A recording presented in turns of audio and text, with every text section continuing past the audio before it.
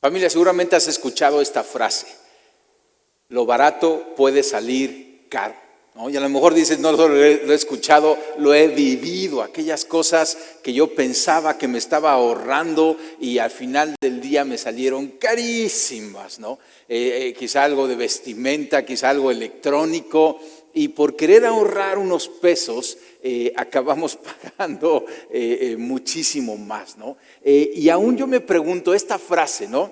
Lo barato puede salir caro. Si tú estuvieras en el cielo, ¿podrías decir esta frase? A lo mejor no de ti o de otro, decir lo barato le salió caro a aquella persona.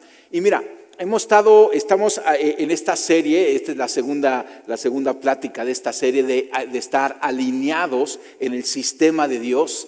Y hemos estado leyendo este pasaje, estuvimos hablando de la parábola de aquel administrador astuto. Y nada más quiero leerte para entrar al tema estos versículos que están en el capítulo 16 de Lucas, que es como la carne de la enseñanza, lo fuerte de la enseñanza de nuestro Señor Jesucristo desde el versículo 9.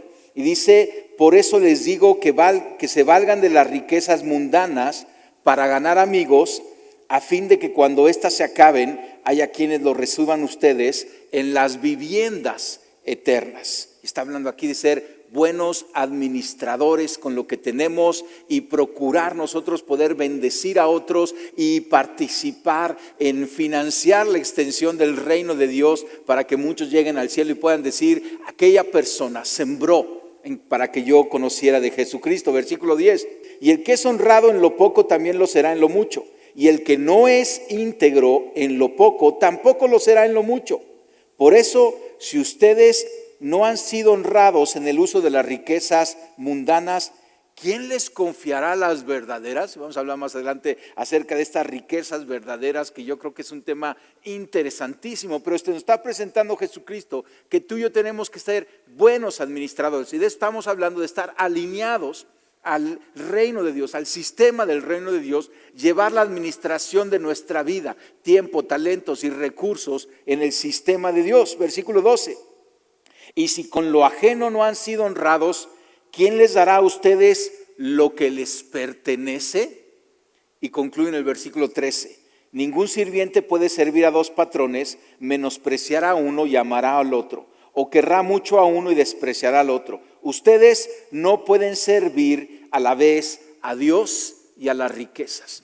Y entonces estuvimos hablando cómo hay dos sistemas, y tú y yo tenemos que tomar una decisión en cuál sistema tenemos o queremos estar, o decidimos estar: en el sistema del reino, el sistema de Dios, en cuanto a la administración de nuestra vida, talentos, tiempos y recursos, o en el sistema del mundo. Y es lo que Jesucristo está contrastando. Y Él dice: no pueden estar en dos sistemas, porque vas a quedar mal con uno, ¿sí? Vas a deshonrar al otro, y tú y yo tenemos que tomar la decisión. No podemos estar en medio de los dos sistemas, porque ese es el peor de los lugares. Y tenemos que reflexionar y pedir al Espíritu Santo que nos ayude a estar bien alineados en el sistema de Dios, en el sistema del reino de Dios. Que nada en nuestra vida se salga de esta administración según su consejo.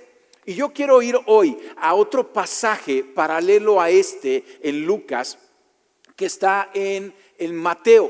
Y este pasaje en Mateo son 3 versículos que vamos a entrar a estudiar. Y parecería que cada uno, son más de 3 versículos, pero digamos 3 ideas que vienen, pero son ideas que vamos a ver que están alineadas. Parecería que cada una de estas ideas está separada, pero vamos a ver cómo tienen una coherencia de lo que Jesucristo está enseñando. Y te digo, es un pasaje paralelo a este de Lucas 16, el que vamos a leer en Mateo versículo 6, y están alineados a que tú y yo entremos, o sea, tienen la misma idea, para que tú y yo nos alineemos al sistema de Dios. Y vamos a ir cada uno de estos pequeños pasajes que traen estas ideas. El primero habla de que lo que el hombre atesora, ese es su Dios.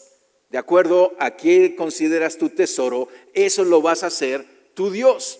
Y dice Jesucristo aquí en Mateo 6, versículo 19: no acumulen para sí tesoros en la tierra, donde la polilla y el óxido destruyen, y donde los ladrones se meten a robar. Entonces, está hablando acerca de lo inestable que es el sistema económico que tú y yo tenemos. Y Jesucristo dice, si tú estás dedicado a hacer tesoros, y nuevamente, Jesús no está peleado con el dinero, y la Biblia nos recomienda que tú y yo tengamos ahorros, pero se mete al término tesoro, ¿sí? Porque dice, si haces tesoros aquí, va a entrar la polilla, va a entrar el óxido o se los van a robar, ¿sí? Dice el versículo 20, más bien, y nuevamente ves este contraste, acumulen para sí tesoros en el cielo, donde ni la polilla ni el óxido carcome, ni los ladrones se meten a robar. Entonces Jesucristo está comparando el cielo, hacer tesoros allá con hacer tesoros en la tierra, y está diciendo, es mucho mejor allá. Y luego dice en el versículo 21 para cerrar la idea, porque donde está tu tesoro, ahí estará también tu corazón. Y entonces aquí estamos entrando. Tú y yo debemos de ver qué es lo que estamos atesorando, porque ahí va a estar nuestro corazón. Y lo que dice Jesucristo dice, invierte en cuestiones eternas del cielo. Esa es una mejor inversión. Te quiero dar una ilustración contándote una anécdota, es una leyenda de Santo Tomás, ¿sí? Tomás es uno de los 12 discípulos, y la tradición cristiana dice que Tomás fue a la India a predicar el evangelio, ¿no? Y se conoce que sí fue a la India, pero bueno, está esta leyenda, ¿no? Que el rey de la India, llamado Gondoforus, así se llamaba este rey, pero que este rey, el rey de la India, quería hacer un palacio, construir un palacio con todas sus riquezas, aún más grande que el palacio y el imperio del emperador romano. Y entonces mandó a uno de sus siervos a buscar a alguien sabio que le pudiera llevar este proyecto. Y entonces el siervo del rey fue buscando y encontró a Santo Tomás, y lo encontró un hombre con muchísima sabiduría. Y entonces lo llamó, lo llevó ahí con el rey, y entonces el rey le dijo, esto es lo que quiero hacer, y le dio oro, le dio plata, le dio todo, acceso a todas sus riquezas, y le dio una autoridad para administrar esas riquezas. Mientras Santo Tomás estaba administrando esas riquezas, la leyenda dice que este rey de la India, Gondoforus, se fue de viaje durante 2 años. Mientras estuvo de viaje, Tomás, el apóstol, comenzó a tomar esas riquezas y a repartirlas a los pobres, a los enfermos, a los necesitados, a los que estaban en crisis. Como él tenía la riqueza ahora y tenía esa autoridad para administrarla, comenzó entonces a invertir y a bendecir y a dar a toda esta gente, de acuerdo a la comisión que le dio el rey de la India. Ahora, después de 2 años, regresó este gran rey y vio lo que Santo Tomás estaba haciendo y se enojó y estaba furioso. Y tomó al apóstol y lo metió a la cárcel y lo empezó a torturar por lo que había hecho. Mientras eso estaba sucediendo, resulta que el hermano tenía un rey. Este rey enfermó y se murió. Y mientras estaba ahí toda la familia real llorando al hermano, después de 2 días de estarlo llorando, de repente ahí estaba el hermano muerto, y de repente volvió en sí nuevamente el hermano, se levantó de la muerte el hermano y quedó sentado. Y dice la historia que lo primero que le dijo el hermano fue al rey, volteó al rey y le dijo, hermano, el hombre que estás torturando es un siervo de Dios, porque estuve en el paraíso y un ángel me enseñó un palacio magnífico de oro, de cristal y piedras preciosas, y me dijo, este es el palacio que Tomás el sabio construyó para tu hermano el rey. Y entonces el rey inmediatamente escuchó esta historia, y entonces fue corriendo a la cárcel y lo sacó al santo de la cárcel. Y Tomás le dijo al rey, hay en el cielo palacios y tesoros que han sido preparados para los que quieren adquirir estos palacios a través de la fe y la generosidad. Y le dijo, tu riqueza, oh rey, pueden preparar tu camino para ese palacio, pero no te van a poder seguir al cielo. Qué bonita leyenda, ¿verdad? Y está con este pasaje, que nuestros tesoros estén en el cielo. ¿Sí? Con los otros pasajes que leíamos, usemos esas riquezas que tenemos aquí, esos bienes para administrar que tú y yo tenemos, para hacer tesoros en el cielo. Entonces, esto es lo primero, ten claridad de dónde tienes tus tesoros. Ten claridad de dónde tienes tus tesoros, porque donde está tu tesoro, ahí va a seguir tu corazón.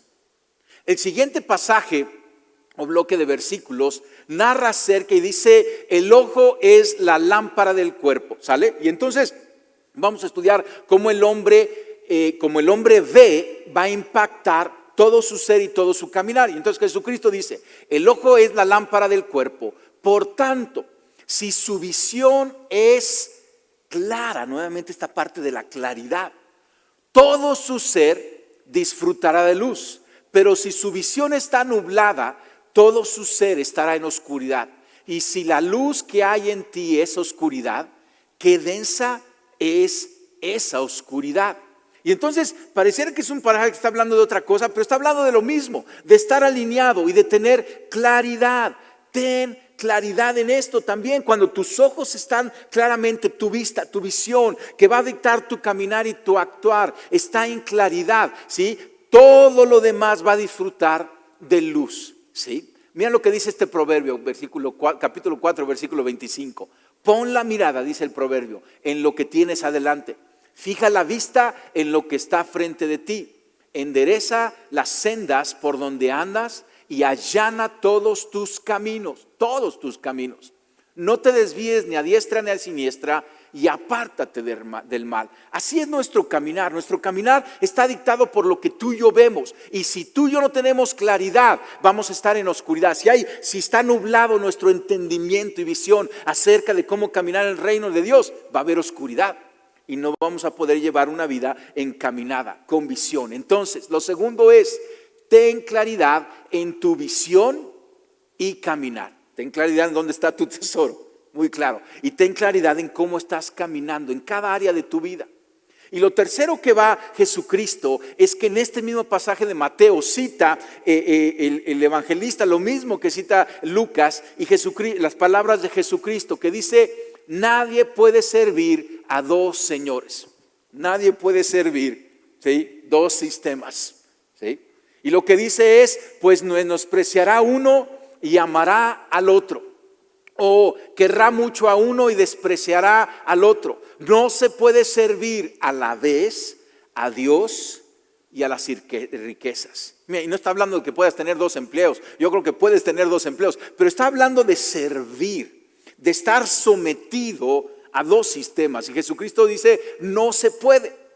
Y te acuerdas que estuvimos hablando cómo la palabra riquezas que viene en este pasaje es la palabra en arameo mamón, ¿sale? Entonces hay 4 veces que Jesucristo cita esta palabra, y es en este pasaje de Mateo 6 y en el otro que estuvimos estudiándole, Lucas 16, la semana pasada. Si no lo escuchaste, busca ahí en el canal de Iglesia Paz en YouTube y escucha esta plática, porque son los 2 pasajes donde Jesucristo cita 4 veces este término, mamón. ¿Sale? Es con doble M, no te me confundas, y que es una palabra en arameo que significa riquezas, ¿sale? Y entonces, lo interesante y es importante estudiarlo, voy a tomar un poco de tiempo en esto, que es importante porque es el único momento en todo el Nuevo Testamento en donde Jesucristo dice: no puedes servir a Dios y a mamón. Hace esta comparación, es con lo único que hace esta comparación. Entonces,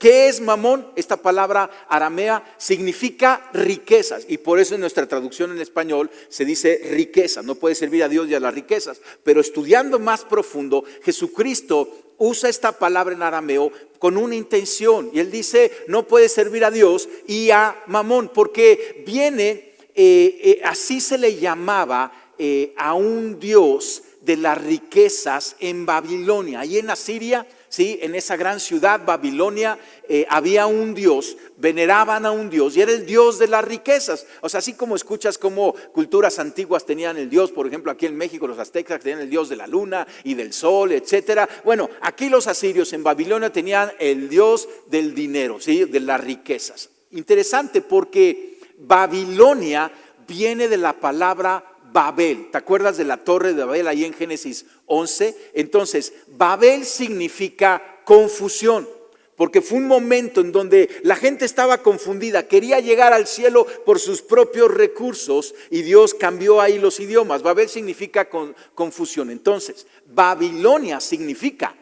plantado o sembrado en confusión. Eso es lo que significa Babilonia. O sea, este es un sistema de claridad, de luz. Pero este es un sistema tipo Babilonia de confusión, estar plantado en confusión. Y entonces, Babilonia es una ciudad que se maneja en confusión. Y en Babel se estaba construyendo este proyecto en esa torre que dice Génesis 11, para crear un sistema para ganarse el cielo. O sea, representa un espíritu arrogante que dice, no necesitamos a Dios, solo podemos. ¿Sí? De ahí viene el espíritu de Mamón. Cuando la gente se enamora del dinero y dice, yo no necesito de Dios porque tengo el dinero que me va a liberar de todos mis problemas. Y eso no es una verdad, no es una realidad, es una confusión, es un engaño. Entonces, Jesucristo se estaba refiriendo a este Dios falso de las riquezas, o este Dios falso que reposa sobre las riquezas que no han sido rendidas a Dios. Entonces, ¿el dinero está bajo el espíritu de Mamón o bajo el espíritu de Dios? Todo el dinero, ¿sí? Todo el dinero que tú y yo tenemos está bajo uno de estos dos. O está bajo el espíritu de Dios o está bajo el espíritu de Mamón. Una buena pregunta es, o sea, ese dinero que tengo en el banco, ¿bajo qué reinado está? ¿Bajo qué espíritu está? Porque no se puede servir a dos amos. Entonces, ¿el dinero está bajo el espíritu Mamón o bajo el Espíritu Santo? ¿Sale? ¿Cómo? Ahora, lo interesante es que a lo mejor tú dices, yo no quiero tenerlo bajo el espíritu de Mamón porque es de confusión, es de engaño, es de muerte, es de pérdida, porque el espíritu de Mamón, que sí es real y habla a nuestra conciencia, y ahorita te voy a decir un poquito cómo nos habla, pero ¿cómo es que podemos nosotros llevar a ese dinero, que es una herramienta que tú y yo tenemos, bajo el gobierno y el sistema de Dios? La Biblia lo dice muy puntualmente, con el diezmo y siendo generosos. Cuando tú y yo tomamos ese dinero y le regresamos a Dios el diezmo, ese 10%, estamos en cierta forma redimiendo todos esos recursos. Cuando tú y yo estamos siendo generosos, Dios es un Dios generoso, ¿sí? Mamón no es un Dios generoso y ni es un Dios, es un espíritu. Pero Dios es un Dios generoso, y cuando tú y yo caminamos en generosidad, estamos demostrando que estamos bajo el sistema de Dios, ¿sí? Y entonces, cuando damos ese 10%, cada mes, fielmente, cada quincena, lo primero que hacemos es apartamos ese 10%. Lo que estamos haciendo es protegiendo el 90% restante, y no vas a poder ser maldecido, ni robado, ni minado, o sea, porque está protegido bajo el sistema de Dios, por el mismo Dios. Ese es el recurso que no puede ser devorado, porque tiene el Espíritu de Dios sobre él, está protegido, está bendecido y aún tiene la habilidad para ser multiplicado. ¿Te acuerdas? Ya hace varios domingos hablamos acerca de ese milagro de multiplicación. Tiene que estar esto que tú y yo rendimos a Dios siendo bendecidos. Escucha esto, porque esto del espíritu de Mamón es algo importante. Necesitamos librarnos de ese espíritu. En los últimos tiempos, la Biblia nos enseña que aún el anticristo no va a gobernar por una amenaza nuclear, por miedo a una amenaza nuclear. No. El anticristo va a dominar a través del control del dinero. Nos dice puntualmente Apocalipsis 13 que no vamos a poder comprar a menos que tengamos la marca. ¿sí? Del anticristo. Y entonces fíjate cómo es ese espíritu de control y de dominio, ¿no? Pero tú y yo debemos de estar y llevar nuestra economía al sistema de Dios, porque la economía del cielo es increíble. La economía del cielo no está en Cristo.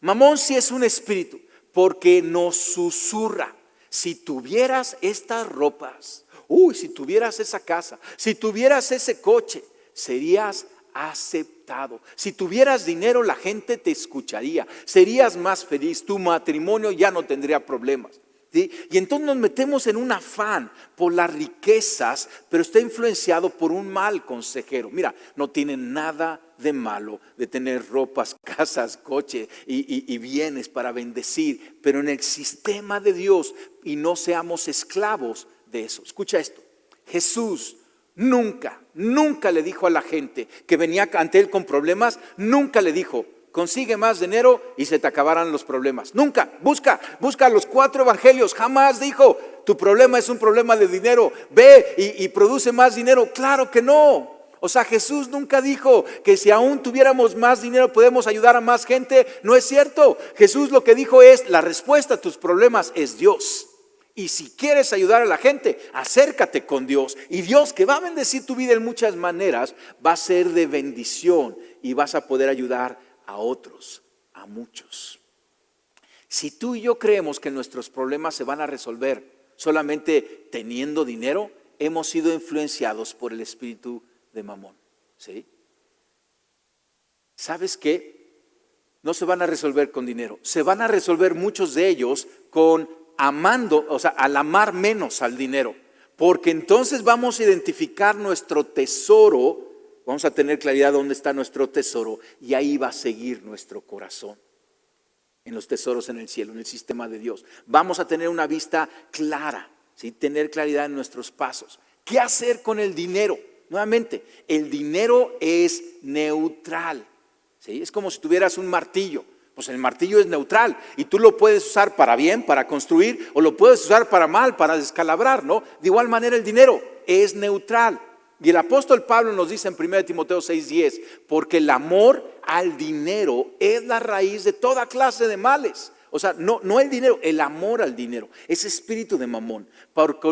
Continúa, por codiciarlo, algunos se han desviado de la fe y se han causado muchísimos sinsabores, muchísimos problemas. Entonces, el dinero se puede usar para propósitos justos o para propósitos injustos. Y tú y yo tenemos que ser buenos administradores con lo que tenemos. Buenos administradores, ¿sí? Y de lo que estamos hablando de alineación es llevar nuestra economía como primer paso, porque tenemos que llevar nuestro tiempo, nuestro talento, nuestro llamado, nuestra familia, nuestras relaciones a este sistema. Pero haz un primer paso y lleva tu administración de tu economía en el sistema de Dios. A lo mejor tú dices: bueno, pero sabes que yo tengo bien poquito dinero, yo creo que este mensaje no es muy relevante para mí, ¿sí? A lo mejor algunos tienen ese pensamiento, y lo he visto. O sea, muchos dicen: cuando tenga más, entonces me voy a preocupar de eso, ¿sí? Me voy a preocupar de diezmar y de ser generoso. Te voy a decir algo, acá hay un principio. Si tú no eres fiel en lo poco, lo que acabamos de leer, ¿no? Si no eres honesto, honrado, dice Lucas 6:12, si con lo ajeno no has sido, es Lucas 16:10, el que es honrado en lo poco también lo será en lo mucho, y el que no es íntegro en lo poco tampoco lo será en lo mucho. O sea, ¿te acuerdas del principio de la siembra y la cosecha? O sea, tenía varios subprincipios, pero uno era: si no siembras, no vas a cosechar. Y si tu pensamiento es que te vas a esperar para tener mucho, para lo que tú crees que es mucho, para entonces empezar a cambiarte al sistema y caminar en este sistema, yo te voy a decir algo, o sea, con todo amor: nunca lo vas a tener. Comienza a sembrar en lo poco y entonces se te va a dar lo mucho. Sé honrado en lo poco, sé íntegro según el sistema de Dios en lo poco, y entonces será puesto sobre lo mucho. Te voy a decir algo: lo que tú tienes hoy es lo poco, ¿sí? Entonces, ni me conoces. No te conozco, pero eso que tienes es poco de acuerdo a lo que Dios te quiere llevar si tú eres fiel. Una cosa puntual, da tu diezmo fielmente, da tu diezmo puntualmente, porque este es un camino en el sistema de Dios. Está redimiendo, sacando todo ese 90% que queda, porque das diezmo, el 10%, de ahí viene esa palabra de diezmo, y el 90% va a estar en el sistema de Dios. Está bendecido, está protegido y se va a multiplicar.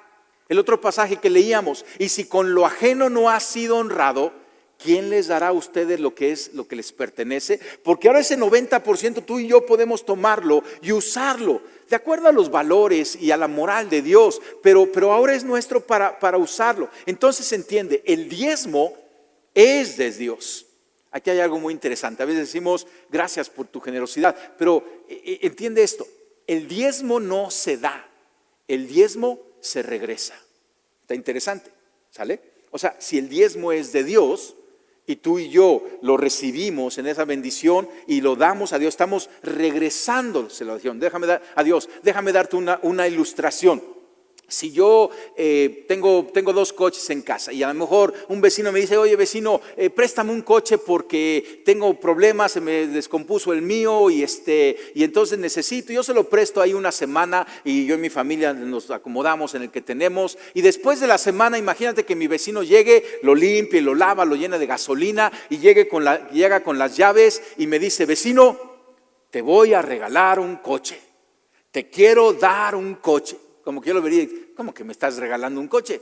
Si ese es mío, me lo estás regresando. Y así es con el diezmo. O sea, no venimos con Dios diciéndole, mira qué generoso soy. No, venimos a darle lo que es suyo. Entiende esto, la generosidad comienza a partir de ese 10%. Cuando tú empiezas a ofrendar, a dar el 11, el 12, el 13, eso ya es generosidad. Entonces, ten claridad de dónde está tu tesoro. Ten claridad en cómo estás caminando en tu visión. Y lo tercero es, ten claridad de a quién estás sirviendo. Porque no se pueden servir a los dos. ¿A quién estás sirviendo con tus bienes? ¿A Mamón o a Dios? Sirve a Dios con tus bienes. Ríndeselos a Él, regrésales de 10%. Y luego este pasaje habla de las verdaderas riquezas. Que en el versículo 11 dice esto, que es algo que me mueve el corazón. Por eso, si ustedes no han sido honrados en el uso de las riquezas mundanas, ¿quién les confiará las verdaderas? Ahora entiende, con lo que estamos leyendo en Mateo, o sea, esas riquezas mundanas, ¿te acuerdas que decía Jesucristo? O sea, esos tesoros aquí en la tierra son perecederos, se oxidan, se roban, se devalúan, ¿no? Pero si nosotros no somos fieles con esos, que son pasajeros, que no nos los vamos a llevar al cielo, ¿quién les va a confiar las verdaderas riquezas? Y entonces, esto es una buena pregunta. ¿Cuáles son esas verdaderas riquezas? Porque ya vimos que no son los bienes, porque no nos vamos a llevar nada. No es el tiempo, porque en la eternidad estamos fuera del tiempo, ¿sí? O sea, ¿cuáles son esas verdaderas riquezas? Yo solamente veo algo que puede ser. Es aquello que es eterno. ¿Sí? Este lugar no es eterno. Tu televisión, computadora, teléfono, donde estés viendo esto, no es eterno. ¿Sí? ¿Sabes qué es eterno? Pon tu dedo en ti, ¿sí? En tu corazón. Tú y yo somos eternos. Tú eres eterno. La gente, tu vecino, las multitudes, la gente, ellos son eternos. Lo eterno y las verdaderas riquezas son esas almas. Las personas. Jesucristo murió por gente, por personas, por almas, dio su vida, derramó su sangre, se dio como sacrificio vivo y agradable delante de Dios y tomó nuestro lugar por lo más valioso. O sea, esas son las verdaderas riquezas, aquello que tiene el mayor valor en todo el universo. ¿Cuál es nuestro valor? La sangre preciosa de Cristo. Esas son las verdaderas riquezas. Y lo interesante es por qué el Padre en los cielos, como un buen padre que es, ¿sí? Que tiene todo el poder para bendecirte, ¿por qué te daría influencia o riqueza si no te confía como administrador? Si no estás siendo fiel en lo poco, ¿por qué Él te confiaría las verdaderas riquezas? Déjame darte una ilustración. Yo soy pastor, pero también soy papá de 4 hijos. Hace 6 meses se casó mi hijo mayor y fue un tiempo increíble, ¿sí? Con una novia lindísima, mi nuera. Pero yo le enseñé a mi hijo acerca del diezmo. Le enseñé a ser un buen administrador con esas riquezas mundanas, con esa economía que él trabaja para adquirir. Yo le enseñé desde pequeño a dar fielmente su diezmo. Y veníamos aquí a la iglesia y yo le daba algo para dar y él lo ponía y él aprendió, y cuando recibió su primer sueldo él comenzó a dar, y yo sé que él es un fiel dador alegre. Y entonces cuando estábamos ahí en la boda y yo oficié la boda, yo estoy confiando en él como un buen administrador, porque ahora Dios le está confiando las verdaderas riquezas a su esposa. Otro ejemplo, tengo una hija, está joven, pero algún día va a conocer al novio, a su novio, ¿sí? Para que sea su esposo. Y yo, cuando ese día llegue, yo le voy a preguntar a este joven valiente, yo le voy a preguntar, ¿estás dando tus diezmos? ¿Sí? Porque si ese joven no está dando sus diezmos, para empezar, no es alguien que esté en el sistema, no es cristiano, no entiende esto. Pero si él no está siendo fiel en eso poco, ¿por qué le voy a confiar yo las verdaderas riquezas? ¿Qué mayor riqueza yo tengo, ¿sí? para bendecir y para guiar que a mi hija? ¿Por qué le voy a confiar a mi hija si él no está siendo fiel, honesto e íntegro con eso poquito? Entonces, bueno, para alguno que a lo mejor ahí sabe, ya sabe lo primero que tiene que hacer: diezmar fielmente. Ahora, quizá tú piensas, es que tú no me entiendes, tú no sabes en qué situación estoy. ¿Y sabes qué? Te entiendo más de lo que tú piensas, y por eso te digo, sirve a Dios. Tus problemas no se resuelven con más dinero, tus problemas se resuelven caminando al orden. Tus problemas se resuelven cuando tú te mueves de este sistema a este sistema, el sistema bendecido, al de Dios, ¿sí? En donde tú estás acumulando riquezas en el cielo. No importa en qué situación estás, pruébalo, dice Dios, pruébame en esto y verás, ¿sí? Yo veo en la Biblia 3 cosas que Dios nos dice puntualmente acerca de nuestra economía. Primero, necesitamos salir de las deudas. No es bueno. La Biblia dice, no debas nada a nadie. Hay que salir de las deudas. Debe ser una prioridad en tu vida, no tener deudas con nadie. Más adelante, creo que es el 6 de noviembre, vamos a dar un seminario de paz financiera. Y es un seminario donde enseñamos consejos bíblicos acerca de la administración, de hacer presupuestos, de cómo salir de deudas, de cómo llegar a final del mes. Es lo primero, sal de deudas. ¿Sale? Lo segundo es diezma, ese 10%, regrésaselo a Dios, da tu diezmo de una manera puntual. Lo primero que tú hagas cuando recibas ese sueldo, eso que se te da para administrar, lo primero que hagas es aparte ese diezmo para Dios y vas a ver la bendición. Y luego muévete más allá, comienza a ser generoso, hasta que llegues a dar extravagantemente. Esa es la meta que tú y yo tenemos: ser generosos y ser dadores de una manera extravagante, ¿sí? Déjame darte un ejemplo. El rey Salomón, ¿sí? Salomón, el de los Salmos, el rey más sabio pero más rico, era un dador extravagante. Cuando inauguró el templo de Dios, dice que no sacrificó un toro o 10 toros o 100 toros o 1000 toros, sacrificó 10,000 toros. Ese es un dador extravagante. Eso es lo que tú y yo tenemos que hacer, ser extravagantes. Pero comienza saliendo de deudas, en un buen administrador. Comienza también dando nuestro diezmo, y de ahí comenzamos a movernos más allá del diezmo, a dar extravagantemente. ¿Por qué? Porque tú y yo tenemos un Dios extravagante.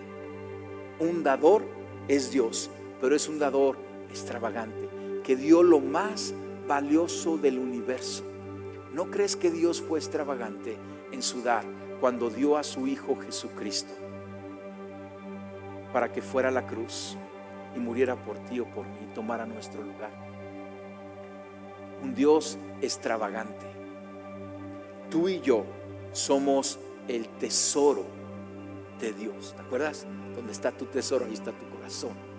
Yo sé que el tesoro de Dios somos tú y yo, y ahí está su corazón, para amarnos, para perdonarnos, para bendecirnos y para guiarnos a sacarle todo el provecho a este sistema del reino de Dios, que es de bendición, de prosperidad, de poder bendecir a otros, de libertad económica, de paz interior. Dios quiere bendecirte, y en nuestras manos está el recibir esa bendición. Yo quiero orar por ti. ¿Por qué no cierras tus ojos ahí?